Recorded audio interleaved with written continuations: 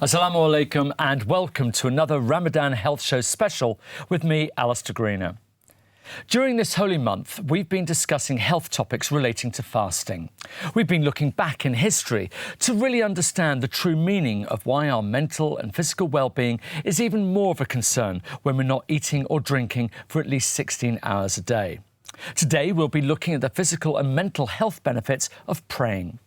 It's a real pleasure to welcome back Ustad Sidra Naeem, and together we'll be asking questions which may not have even crossed your minds. Maybe you really wanted to know the answer, for example, of why prayer, also known as Salat, was introduced and what benefits each posture brings. Welcome back. Thank you very much. Thank you for having me. It's great to see you back, and we've got lots to talk about, and today specifically about praying. But before we talk to Sidra more, I came across this quote from Kabir Edmund Helminski, which is in Living Presence, a Sufi way to mindfulness and the essential self. This is what he writes. The Islamic ritual prayer, practiced 5 times a day, is a sequence of standing, bowing, prostrating and kneeling, accompanied by prescribed verbal affirmations and lines from the Quran, selected and recited by the individual. The prayer is understood to be invalid without a mindful witnessing of the presence of God. Physically, it exercises the major joints, especially the spinal column, massages the intestinal tract, transmits a reflex to the liver, regulates the breath, and stimulates the frontal cortex of the brain as it's brought to the ground, while momentarily leaving the heart in a higher position than the brain. Salat is a form that integrates mindfulness, mental precision, affirmation, devotion, and stretching. Done 5 times a day for a lifetime, it has profound effects on the body and the soul. So, Sidra, let's start off by maybe elaborating on that a little bit more. I know it's a passage that you're very familiar with, aren't you? Yes, definitely. I think that everything basically, right from the call to prayer, right from the actual postures of prayer and the actual routine, right down to the end when we are expressing our worries and problems to God, all of those things, together with the Arabic language as well, all of those result in everything in that quote. And there's no question, when you look at the whole being, mind, body and soul, it's absolutely all there. Let's go back really to the beginning, really, because people will go and pray every day and it'll become part of their routine. But sometimes the context of praying and what it's actually doing for people and the background, they might not be so familiar with. So maybe take us back to why people pray and why it came into being in the first place. Yes, that's actually a very, very interesting question. Basically, according to Islam, humans were made to worship God. We were actually made to worship him. So basically what happens is that right at the beginning of time, when Adam was made, our father, all our souls were made and we all prostrated to God and we said that we will worship only you and nobody else. So a covenant was made.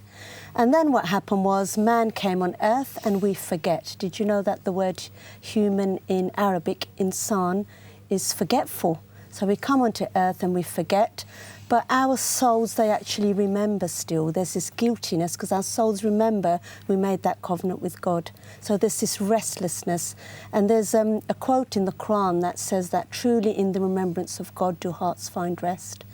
So at the time, just before Islam came, the people of Arabia had completely forgotten about God. They were not remembering him at all. So prayer was reintroduced again. And we pray 5 times a day, and the reason is to remember God. And that's how our hearts find rest. And of course, during this holy period of Ramadan, you know, there's almost a heightened importance, isn't there? There is. I mean, all our good deeds are multiplied up to 700 times in Ramadan. And I don't really know anybody who would attempt to fulfill their 4th pillar of Islam without completing their 2nd, which is the 5 daily prayers. So you would find normally, even if people don't usually pray, they would definitely pray in Ramadan. But there's also the extra prayers because Ramadan is actually an anniversary of the Quran being revealed. So every night there is the Tarawih prayers, which is where we try and complete one part of the Quran each night so that by the end we complete the whole Quran.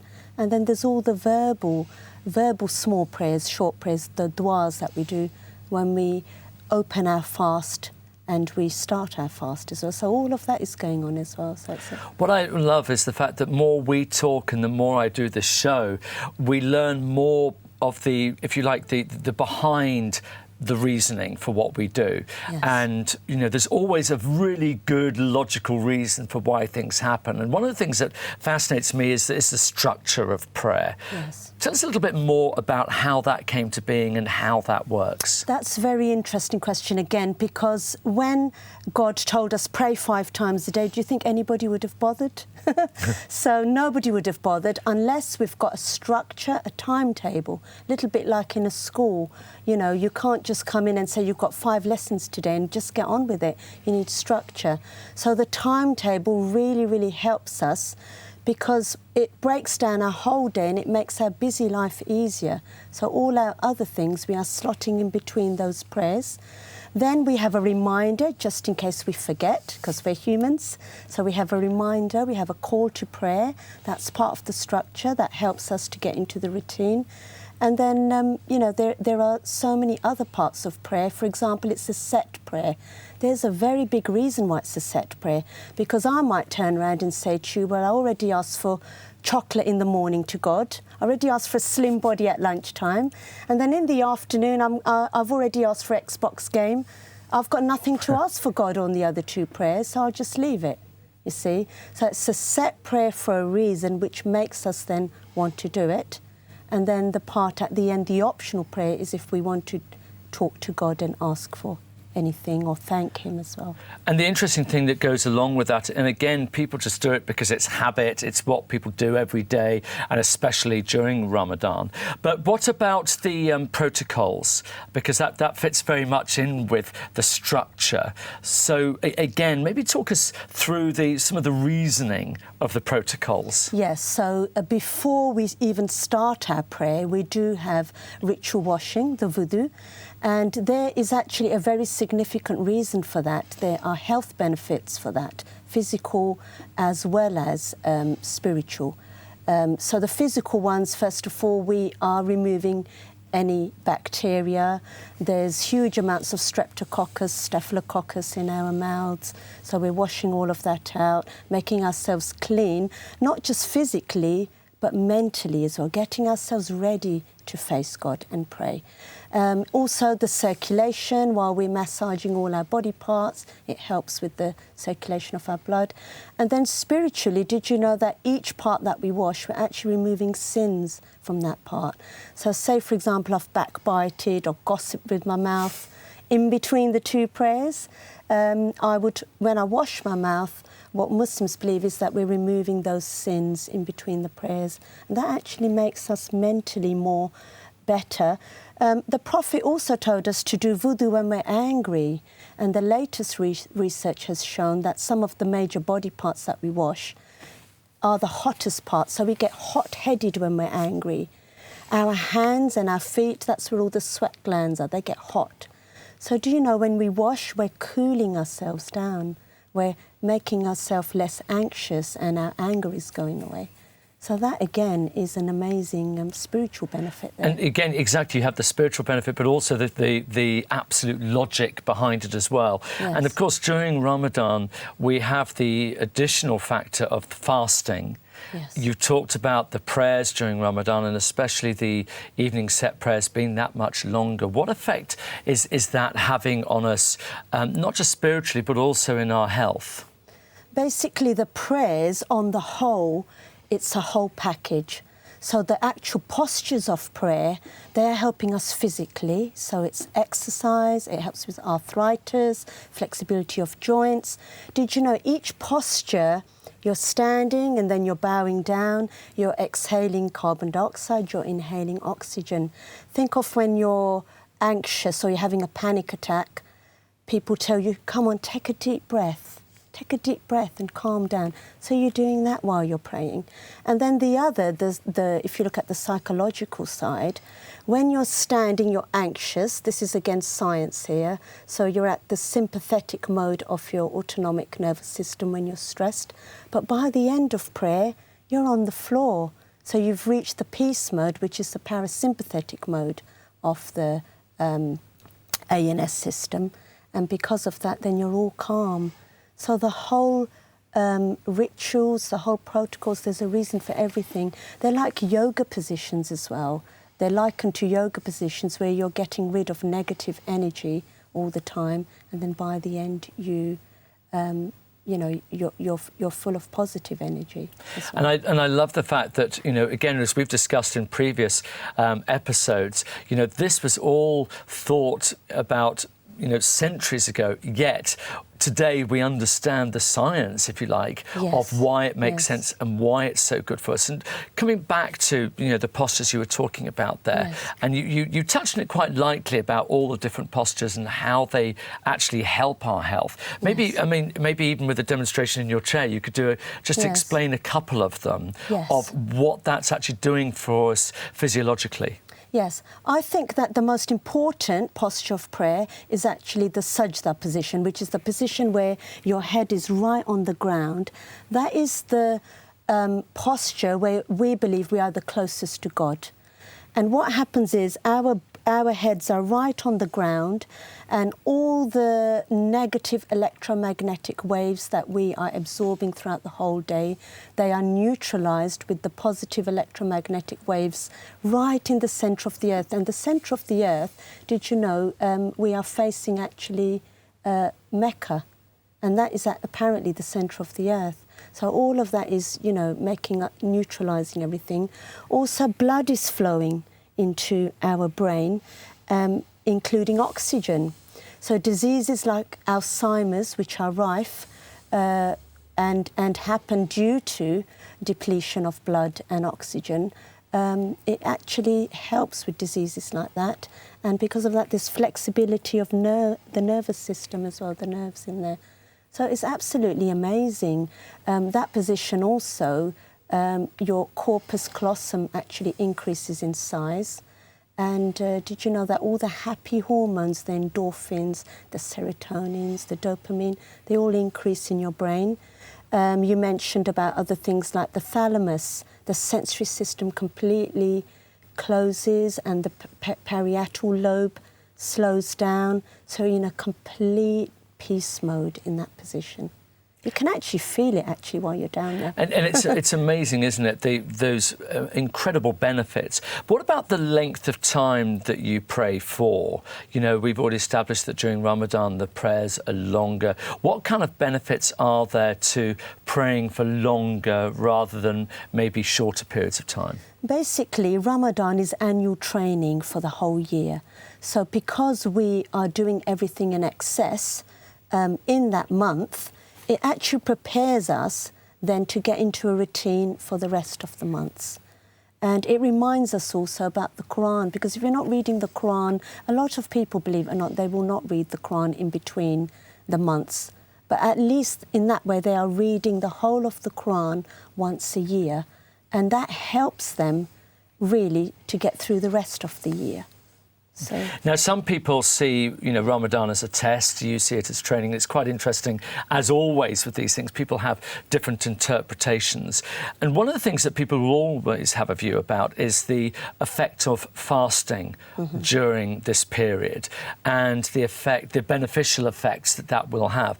How does the fasting affect when you're praying, when you are adopting these different postures? Does fasting make any difference to that? Not really, no. In fact, the whole thing goes brilliantly together as a whole package, because in the last programme we actually talked about the physical and spiritual benefits of fasting, which was huge. It was all the internal body organs and everything, and the brain, and all of that together with this package of the prayer, they neatly slot together, and both of them then you actually end up with more health. And that's why it tells you in the Quran that, you know, fasting is prescribed for you. It's amazing. It reminds me of a prescription which God is giving you. It actually says the word prescribed. So it's amazing. And it's interesting because obviously everyone has their sort of own interpretations, as we've discussed. Everyone will have their own benefits that they will notice.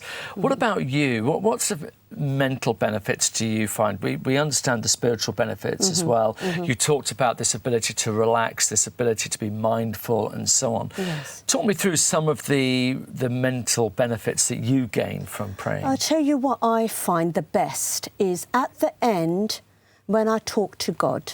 Okay, and that's my personal prayer. It's my direct link with God, and it's like a free counselling process.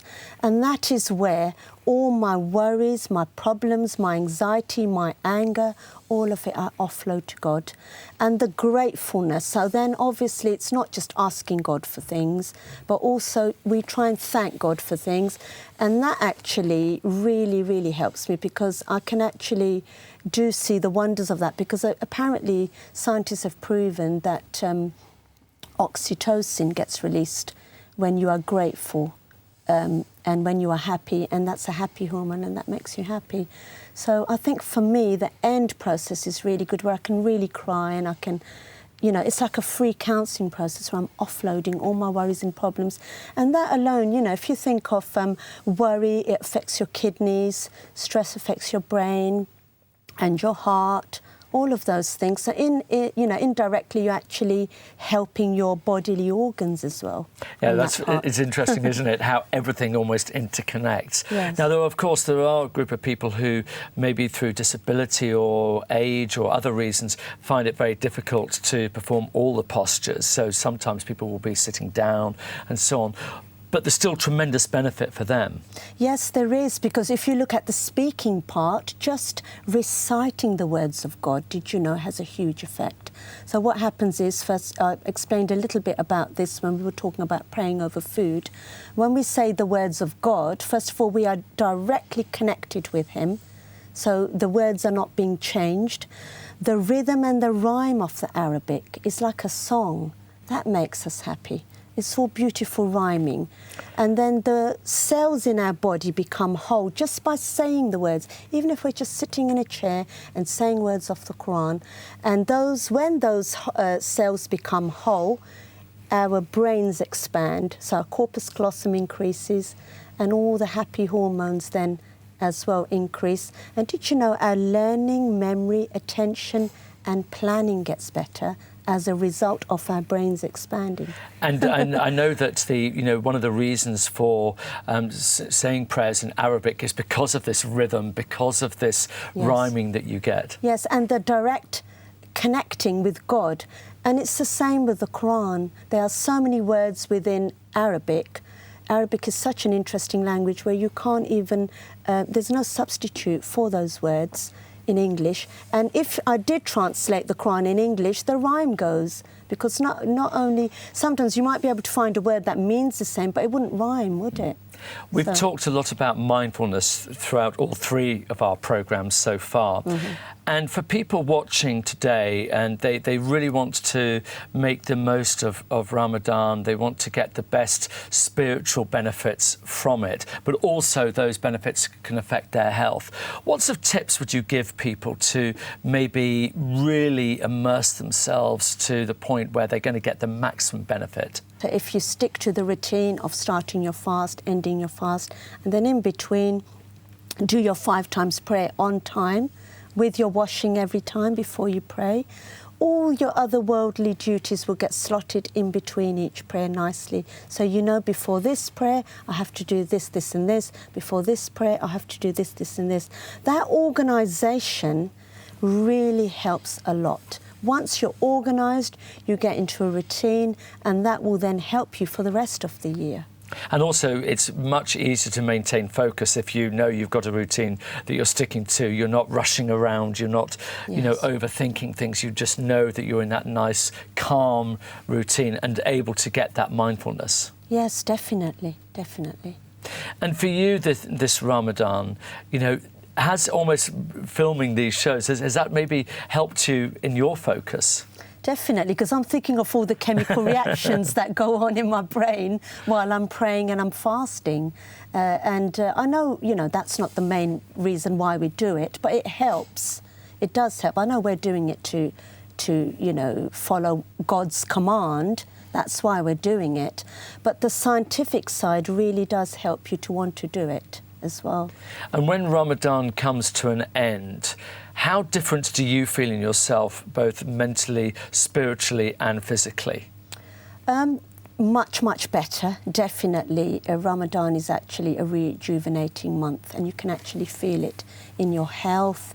You get used to not backbiting, it's refraining from all the bad as well, which we often forget, refraining from backbiting and gossiping or lying or fighting or arguing. You get into such a routine that afterwards you think again, should I be doing this? Should I be saying this? And healthy eating as well, that helps. Yes, well, we talked about that in our previous episodes, didn't we, about how this is sometimes a corrective measure for what we eat. Yes. And I suppose the praying element is a corrective measure to get ourselves back on the right track when we come to our prayers, to make sure that we are being as mindful as we would like to be. Yes, definitely. I mean, with the fruit, we're eating more fruit in Ramadan because we're opening our fast with fruit. Normally, I would not eat fruit the whole year. So it's definitely health in terms of food, and again, like you said, in terms of prayer, much more healthier. We're talking a lot about mental health these days, and it's wonderful that mental health is now becoming so prominent in people's minds. Yes. During the period of Ramadan, give us a bit of an idea of how that can really make a big difference to your mental health looking forward to the whole year as a result of having been through this very special period of time. Yes, it's a purpose to life. We need to have a purpose to life, and mental health normally can result from not knowing what you're doing or not having a connection there. So that connection helps, and also all the mindfulness activities. I'm part of an organisation called Essex Mind and Spirit. I'm a secretary of that, and the whole organisation looks at how prayer or faith-type activities help with mental health. And there's actually journals to prove that items like praying or meditation and fasting, all of them help with mental health. Well, it's been fascinating finding out more, and it's great to see what benefits praying really has in so many areas of our life. Thank you so much indeed. Thank you for having me. Thank you. Well, we must stress that should you suffer from any medical problems, it's always highly recommended that you contact your doctor or GP, as this programme gives you an alternative viewpoint to the health concern being discussed. Again, I'd like to thank our guest, Sidra Naeem, for coming into the show today and sharing her alternative viewpoint. And if you'd like to find out more about today's or any of the topics we discuss on this very special series of shows during Ramadan, then please do email us at healthshow@islamchannel.tv. Join Sidra and I again next week for our last episode in the series, where we're going to be looking at halal meat slaughter and health. Good luck with the remaining fasting days, and we look forward to seeing you again next week. Assalamu alaikum.